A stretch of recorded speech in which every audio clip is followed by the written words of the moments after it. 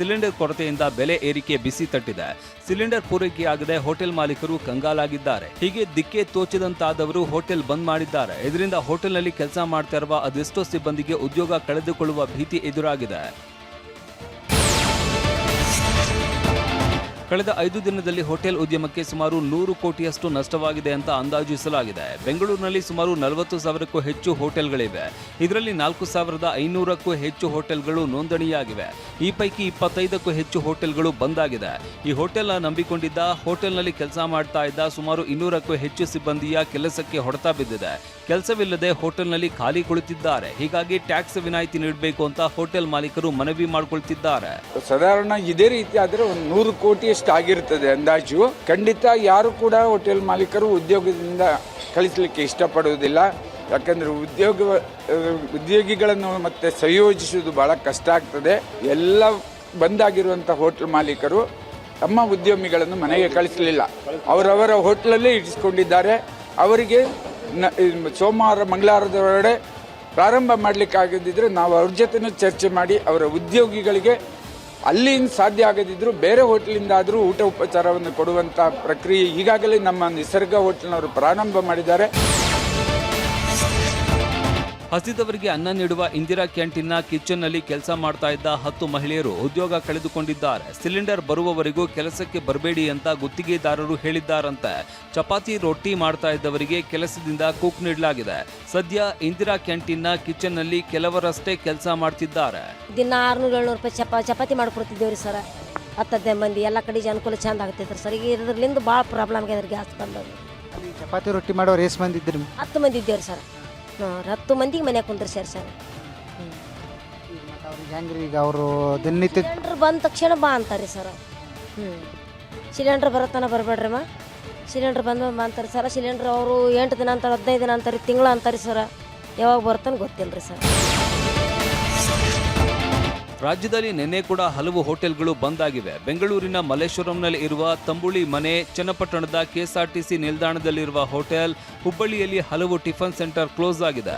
ಇಷ್ಟೇ ಅಲ್ಲ, ಮುಂದಿನ ವಾರ ಯುಗಾದಿ ಹಬ್ಬ ಬರ್ತಾ ಇದೆ. ಅದೆಷ್ಟೋ ಮಂದಿ ಯುಗಾದಿ ಹಬ್ಬಕ್ಕೆ ಹೋಳಿಗೆ ಮನೆ ಹೋಟೆಲ್ನಿಂದ ಹೋಳಿಗೆ ತಂದು ಹಬ್ಬ ಮಾಡ್ತಾ ಇದ್ರು. ಆದರೆ ಮಲ್ಲೇಶ್ವರಂನಲ್ಲಿ ಇರುವ ಹೋಳಿಗೆ ಮನೆ ಬಂದ್ ಆಗಿದ್ದು ಯುಗಾದಿ ಒಬ್ಬಟ್ಟಿನ ಮೇಲೂ ಯುದ್ಧದ ಕಹಿ ತಟ್ಟಿದೆ. ಸದ್ಯಕ್ಕೆ ನಾನೀಗ ಸಂಪಿಗೆ ರಸ್ತೆ ಮುಂಭಾಗದಲ್ಲಿ ಇದ್ದೀನಿ. ನಿಮಗೆ ತೋರಿಸ್ತಾ ಹೋಗ್ತೀನಿ ಅದರ ಇಂಪ್ಯಾಕ್ಟ್ ಯಾವ್ಯಾವ ಉದ್ಯಮಗಳ ಮೇಲೆ ಆಗ್ತಾ ಇದೆ. ಜೊತೆಗೆ ಇಲ್ಲಿಂದ ಬೇರೆ ಬೇರೆ ಭಾಗಗಳಿಗೂ ಕೂಡ ಹೋಳಿಗೆಯನ್ನು ಬೆಂಗಳೂರಿಗೆ ಖರೀದಿ ಮಾಡ್ತಾರೆ. ಯಾಕಂದರೆ ಹಬ್ಬದ ಸಂದರ್ಭದಲ್ಲಿ ಹೋಳಿಗೆ ಒಬ್ಬಟ್ಟಿಗೆ ಸಾಕಷ್ಟು ಡಿಮ್ಯಾಂಡ್ ಇರುತ್ತೆ. ಹೀಗಾಗಿ ಇಂಥ ಸಂದರ್ಭದಲ್ಲಿ ಅವರು ಹೆಚ್ಚಿನ ಸಮಯವನ್ನು ರನ್ ಮಾಡ್ತಾರೆ. ಆದರೆ ಈಗ ಕಮರ್ಷಿಯಲ್ ಸಿಲಿಂಡರ್ ಅಭಾವ ಎದುರಾಗಿರುವಂಥದ್ದು. ಹೀಗಾಗಿ ನೀವು ನೋಡ್ಬೋದು ಸಂಪೂರ್ಣವಾಗಿ ಈ ಒಂದು ಹೋಳಿಗೆ ಮನೆಯನ್ನು ಕ್ಲೋಸ್ ಮಾಡಿರುವಂಥದ್ದು. ಕೆಲವರು ಸಿಲಿಂಡರ್ ಸಿಗಲಿಲ್ಲ ಅಂತ ಹೋಟೆಲ್ ಕ್ಲೋಸ್ ಮಾಡಿದ್ದಾರೆ. ಇನ್ನು ಕೆಲವರು ಕಾಳಸಂತೆಯಲ್ಲಿ ದುಪ್ಪಟ್ಟು ಹಣ ನೀಡಿ ಹೋಟೆಲ್ ನಡೆಸ್ತಾ ಇದ್ದಾರೆ. ಏಜೆನ್ಸಿಯವರೇ ಹಣಕ್ಕೆ ಬೇಡಿಕೆ ಇಡ್ತಿದ್ದಾರೆ ಅಂತ ಆರೋಪಿಸಿದ್ದಾರೆ. ಇಲ್ಲೇ 3-4 ಲೋಡ್ ನಿಂತಿತ್ತು. ನೆನ್ನೆ ನೈಟ್ ನೋಡಿದಾಗ ಇಲ್ಲಿ ಸಿಲಿಂಡರ್ ಇಲ್ಲ ಅಂತಾರೆ. ಏನ್ ಮಾಡೋದು?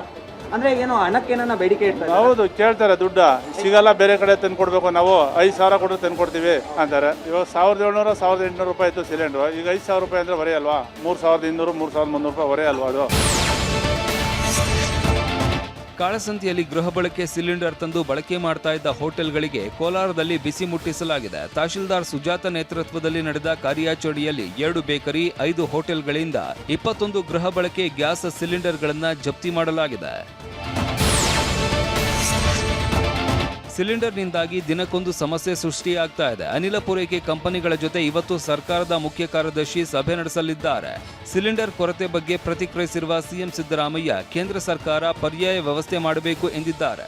ಕರ್ನಾಟಕದಲ್ಲಿ ಮಾತ್ರ ಸಮಸ್ಯೆ ಆಗ್ತಾ ಇದೆ ಎಂಬ ಬಿಜೆಪಿ ಆರೋಪಕ್ಕೂ ತಿರುಗೇಟು ಕೊಟ್ಟಿರುವ ಸಿಎಂ ಮಲತಾಯಿ ಧೋರಣೆ ಮಾಡ್ತಿರಬಹುದು ಅಂತ ತಿವಿದಿದ್ದಾರೆ. ಈ ಅಭಾವ ಇದೆಯಲ್ಲ, ಅಭಾವ ತಪ್ಪಿಸಲಿಕ್ಕೆ ಬೇರೆ ಏನಾದರೂ ಬೇರೆ ದೇಶಗಳಿಂದ ತರಿಸ್ತಕ್ಕಂಥ ಪ್ರಯತ್ನವನ್ನು ಮಾಡಬೇಕು ಅಂತಕ್ಕಂಥ ಮಾತುಗಳನ್ನು ಹೇಳಿದ್ದೀನಿ. ಈಗಲೂ ಕೂಡ ಒತ್ತಾಯ ಮಾಡ್ತೀನಿ ಕೇಂದ್ರ ಸರ್ಕಾರಕ್ಕೆ. ಕರ್ನಾಟಕಕ್ಕೆ ಅವರು ಮಲತಾಯಿ ಧೋರಣೆ ತೋರಿಸ್ತಾ ಇರ್ಬೋದಲ್ಲ, ಹಾಗಾದರೆ ಸಪ್ಲೈ ಮಾಡಲಿ. ಕರ್ನಾಟಕಕ್ಕೆ ನಾವು ಇಟ್ಕೊಂಡು ಏನು ಮಾಡ್ತೀವಿ? ಗಲ್ಫ್ ರಾಷ್ಟ್ರಗಳಿಂದ ಭಾರತಕ್ಕೆ ತೈಲ ಮತ್ತು ಇಂಧನ ಪೂರೈಕೆಯಲ್ಲಿ ಸಮಸ್ಯೆಯಾಗಿದ್ದೇ ತಡ ಜನರಿಗೆ ಆತಂಕ ಹೆಚ್ಚಿಸಿದೆ. ಹೀಗಾಗಿ ನಿನ್ನೆ ಒಂದೇ ದಿನ 88,70,000 ಗ್ಯಾಸ್ ಬುಕ್ಕಿಂಗ್ ಆಗಿದೆ. ಈ ಹಿಂದೆನೇ ಗ್ಯಾಸ್ ಬುಕ್ ಮಾಡಿದವರು ಸಿಲಿಂಡರ್ಗಾಗಿ ಏಜೆನ್ಸಿಗಳ ಮುಂದೆ ಮುಗಿಬಿದ್ದಿದ್ದಾರೆ. ಈ ನಡುವೆ ಕೇಂದ್ರ ಸರ್ಕಾರ ಸಿಲಿಂಡರ್ ಬಳಕೆ ವಿಚಾರದಲ್ಲಿ ಕೆಲ ಬದಲಾವಣೆ ಮಾಡಿ ಆದೇಶ ಹೊರಡಿಸಿದೆ. ಪಿಎನ್ಜಿ ಸಂಪರ್ಕ ಇರುವವರು ಎಲ್ಪಿಜಿ ಸಂಪರ್ಕ ಪಡೆಯಬಾರದು, ಎಲ್ಪಿಜಿ ಸಿಲಿಂಡರ್ ವಾಪಸ್ ನೀಡಬೇಕು ಅಂತ ಸೂಚಿಸಲಾಗಿದೆ. ಗ್ಯಾಸ್ ಪೈಪ್ಲೈನ್ ಸಂಪರ್ಕ ಹೊಂದಿರುವವರು ಸಿಲಿಂಡರ್ ಬುಕಿಂಗ್ ಮಾಡುವಂತಿಲ್ಲ ಅಂತ ನಿಯಮ ರೂಪಿಸಲಾಗಿದೆ.